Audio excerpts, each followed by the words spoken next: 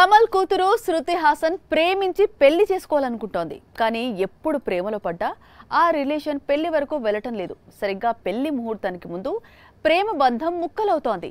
శృతికి love failure ఎందుకు అవుతోంది? Doodle artist Shantanu హజారికాతో Shruti Haasan breakup చేసుకుంది. నిన్నటి వరకు ఈ బ్రేకప్ రూమర్ మాత్రమే. కానీ ఇప్పుడు ఈ బ్రేకప్ ను కన్ఫర్మ్ చేసింది శృతి హాసన్.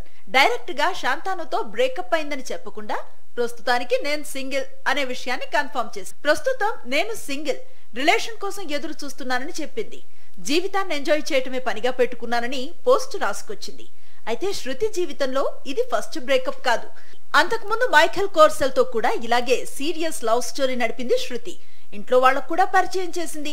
రేపో మాపో పెళ్లి చేసుకుంటారు అనుకుంటూ ఉండగా కోర్సెల్ తో లవ్ స్టోరీకి గుడ్ బై చెప్పింది. హీరోయిన్స్ అందరూ ప్రేమ పెళ్లిళ్లు చేసుకుంటూ హ్యాపీగా సెటిల్ అవుతున్నారు. రణ్వీర్ సింగ్ ను ప్రేమించి పెళ్లి చేసుకుంది దీపిక. రణ్వీర్ ను ప్రేమించి పెళ్లి చేసుకుంది ఆలియా. విక్కీని ప్రేమించి పెళ్లి చేసుకుంది కత్రినా. ఇలా చెప్పుకుంటూ వెళితే పెద్ద లిస్ట్ అవుతుంది. సౌత్ లో నయన్ కూడా దర్శకుడు విఘ్నేష్ ను ప్రేమించి పెళ్లి చేసుకుంది. కానీ శృతి హాసన్ కు మాత్రం ఇలా ప్రేమించి పెళ్లి చేసుకోవటం కుదరటం లేదు. ప్రేమ దగ్గరే శృతి ఆగిపోతోంది.